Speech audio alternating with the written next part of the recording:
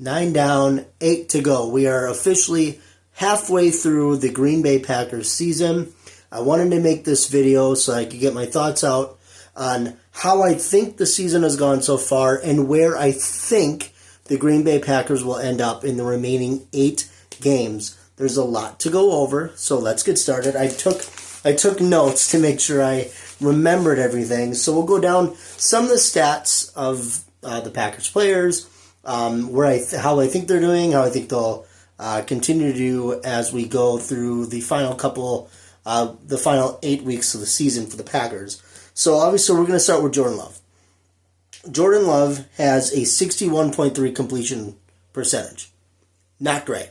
He has thrown for 1,820 yards. That's 22nd in the NFL. He's thrown for 15 touchdowns. That's 8th in the NFL. And he's thrown 10 interceptions, which is tied for 1st in the NFL. Granted, Mr. Jordan Love has missed 2 games of the season with an MCL sprain. He's obviously been dealing with some injury issues the last couple weeks. You can kind of tell as the games are progressing. He's still struggling. I know he had a groin injury, I believe, against Detroit. Coming off the bye week, I think it should be fine. I'm not 110% upset with Jordan. I think he's doing fine. I think that if they were to ask me at the beginning of the season, I think he'd be doing better. He's making some decisions that just aren't that great. But he has been putting his team in spots to win. He has been kind of hurting him a little bit. So I think Jordan will be fine as the season goes along. I think now that the Packers have had a bye week, he should be a little bit more healthier. So I'm not going to bash Jordan too much. He's made his mistakes, but certainly he's not the worst quarterback in the NFL, and he's not playing like the best. But I expect Jordan to play a lot better in the second half of the season, and I expect him to put the Packers in a lot more positions to win because we paid him a lot of money because we know he can be that guy. We know Jordan is that guy, and I still believe that he is. If we're talking about passing, talking about quarterbacks, we also have to talk about Malik Willis. Malik Willis came onto the scene at the beginning of the season as we dropped our 2 quarterbacks to the practice squad, Sean Clifford and Michael Pratt, booted him to the practice squad, picked up Malik Willis. And initially when we picked up Malik Willis, I truly kind of laughed a little bit because I'm like, I didn't really think that he had too much to show because obviously all we had was what he had done in Tennessee, which was not great. But he has come out in a couple of games and he has just been more than the Packers could have asked for. He's the reason we have 3 out of the 6 wins we have are because of Malik Willis. He's 29 of 39, 380 yards passing, 3 touchdowns, no interceptions, 16 carries for 137 yards and a touchdown. Malik Willis has been a great asset to the Packers. When Jordan went down at the end of the Philadelphia game, or when Jordan went down at the end of the game in Brazil against Philadelphia, it kind of felt like the sky was falling a little bit because we had just locked in our franchise guy, and he went down. What are we going to do? And all of a sudden, Malik Willis comes out and is just absolutely perfect. Absolutely perfect. And when he's on the field, it seems like the Packers' offense it moves a little bit better. It seems to flow well, especially in the running game. It seems like Malik can really command the Packers' rushing offense, which is spectacular. I do think he probably should have played that game against Detroit, but I understand why the Packers played Jordan. But I do think Malik, maybe the Packers don't win, but I think the Packers, they obviously don't throw a pick 6, but I do think Malik is a great addition to the Packers, and I do think that he gives the Packers a out in case Jordan gets hurt again. I feel comfortable with Malik Willis coming out and doing what he needs to do to help the Packers win. So that's my thoughts. I think Malik is a great addition to the Packers team, and I hope that he remains a Packer for a couple of years to come. Now getting into rushing. Of course, the rushing leader is Mr. Josh Jacobs, a great addition to the Packers. He has 158 carries, that's 7th in the league, 762 yards, that's 4th in the league, and 3 tutties, a 4.8 average. I know that I've kind of been up and down, and I've talked to a lot of other friends and other Packer fans that I do think Josh Jacobs is a fantastic addition. He's a fantastic replacement of Jonesy. I think I feel like he's kind of been up and down though. I sometimes I feel like I expect more from Josh Jacobs, but then he delivers all this great stuff, and it's like, oh, cool, like that's what I expect of you. So my thoughts on Josh Jacobs is I think he's a fantastic addition, and he is putting the Packers in a good positions. The Packers haven't run the ball this well in a long time. But I do think Josh Jacobs has been a great addition. Sometimes I do feel, like I said, that I expect more from him, but I don't really know what to expect more from. The stats are great. The stats are fine. When he goes out, he does what he needs to do, and I really expect him to keep flourishing in this Packers offense.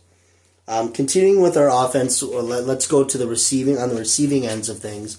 Obviously, our receiving yards leader is Jayden Reed, an absolute superstar. I say it every single week, and I will continue to say it every single week because he is a superstar. He is. He just is.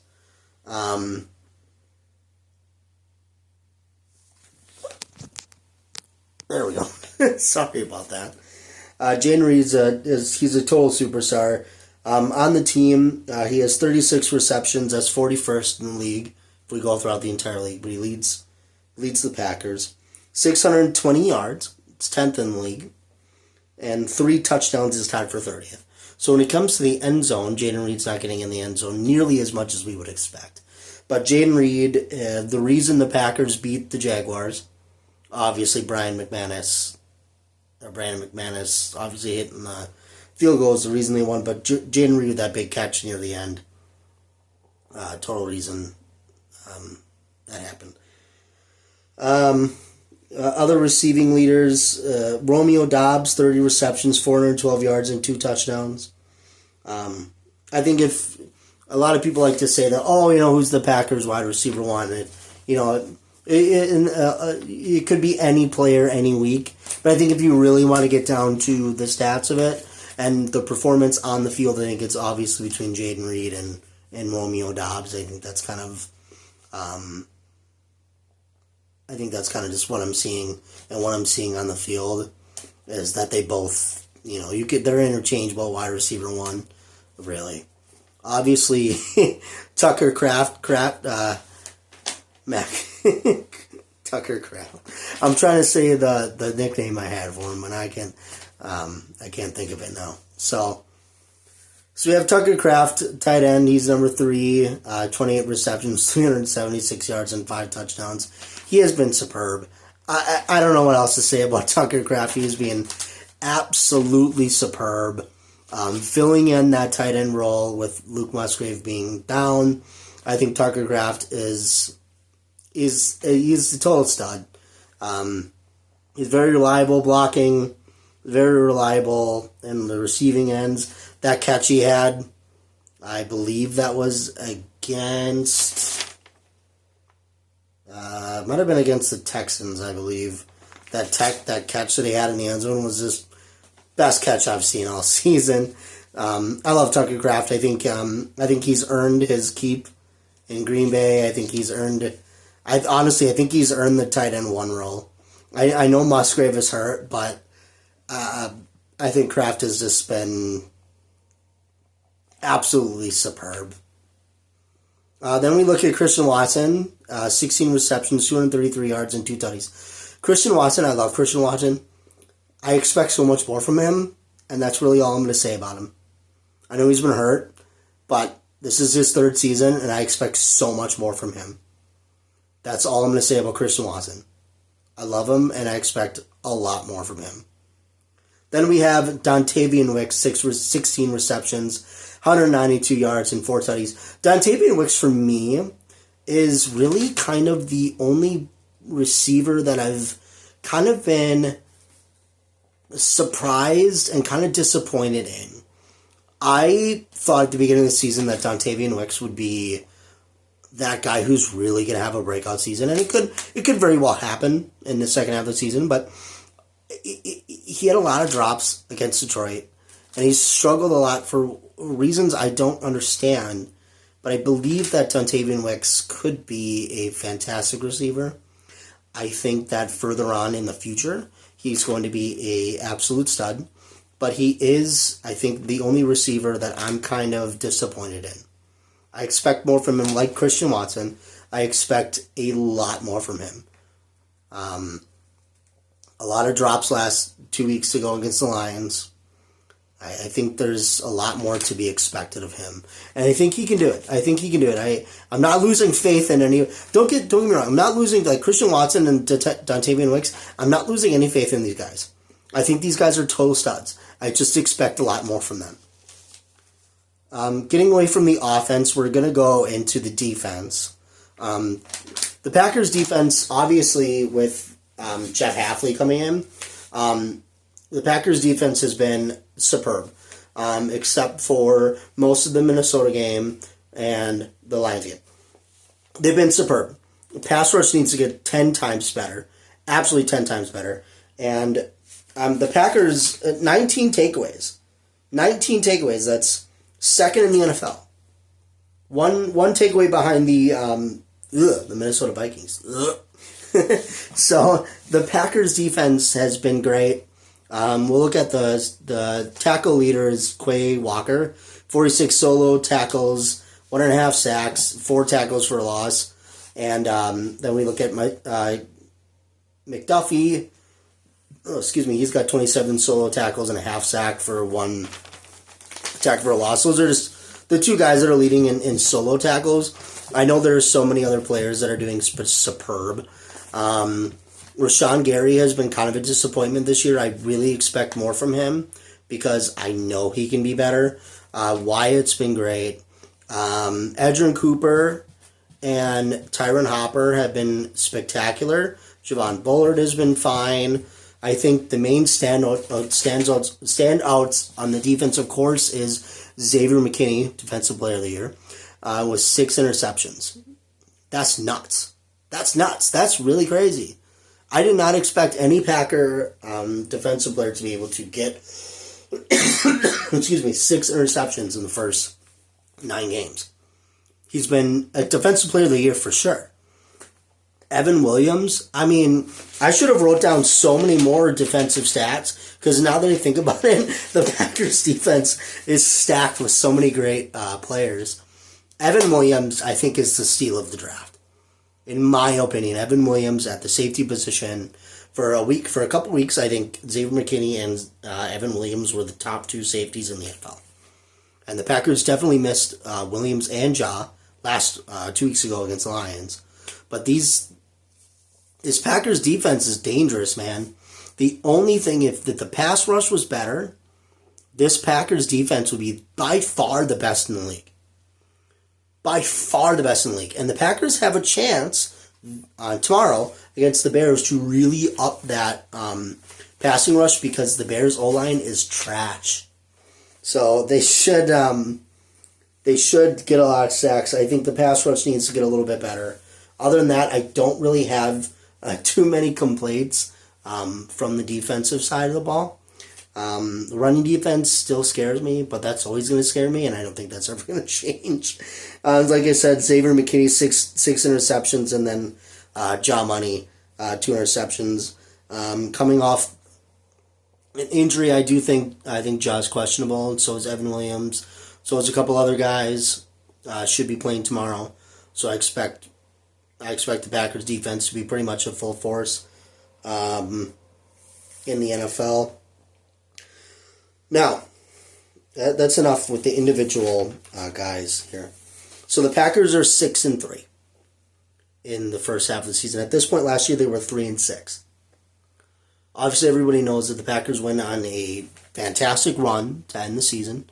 gotten into the playoffs, won a playoff game, and came this close to defeating the 49ers in the divisional round. So, where do I think the Packers go from here? As we look at the schedule for the rest of the season, obviously the Packers have the Bears tomorrow in Chicago. Then they're home against the Niners, home against Miami. I'll be there on Thanksgiving, taking the wife to her first Packer game. That'll be fun. Then they go to Detroit, go to Seattle, home against the Saints, go to Minnesota, and then home against the Bears for the season. Looking at it right now, how the Packers have been playing, I think the Packers can go 5-3 in the final 8. They should go 5-3. Okay, worst case scenario, 5-3. I think they beat the Bears tomorrow. I do think with San Francisco getting a little bit better, a little bit more healthy, I'm gonna probably think the Packers lose to the Niners. Then they beat the Dolphins at home on Thanksgiving. I think they drop the game in Detroit. They beat the Seahawks, beat the Saints. Depending on how the Vikings are, I think they lose to the Vikings in Minnesota. I think it's going to be a tough game. Now, don't get me wrong. I think the Packers should beat them. And then you beat the Bears to finish the season. So, the Packers go 5-3, then go 6-2 or 7-1. I can see the Packers only maybe losing to the Lions in Detroit. I think these other games are all winnable. Beat the Bears, beat the Niners, beat the Dolphins, beat the Seahawks, Saints, Vikings, and the Bears. If this Packers team can get healthy and get their shit together, I think they can finish out the season at, what are we looking at? 13-4, 12-5. 12-5 is reasonable. The Packers still have a chance to win the division. I think they can still win the division if they clean it up. Another thing I do want to mention, 67 penalties is tied for 7th in the NFL. Penalties was a big problem in the last couple weeks, and that is definitely something the Packers need to tighten up if they really want to be competitive against these teams coming up. This is the meat and potatoes of the Packers season. This is going to get rough. I think the Bears is the last game that's easily winnable. Niners will be tough. Dolphins will be tough. Lions are tough. Seahawks could be tough. Saints should win. Vikings could be tough. And the Bears could be tough. But I think the Bears season's probably over by the time you get to week 18. I want to do a little bit of a preview for tomorrow. So, of course, the Packers playing the Bears in Chicago. There's first battle between Jordan Love and Caleb Williams. Like I said, the Packers should win this game. They should. Barring a lot of mistakes, the Packers should probably actually blow them out. Will they blow them out? I don't know. But I don't think this Chicago team is to be taken lightly. They've obviously shown that their offense can score. They haven't scored much lately. Their O-line is beaten up. That's why the Packers pass rush, should be able to feast tomorrow. The thing that concerns me with the Bears is their defense. Their defense is good.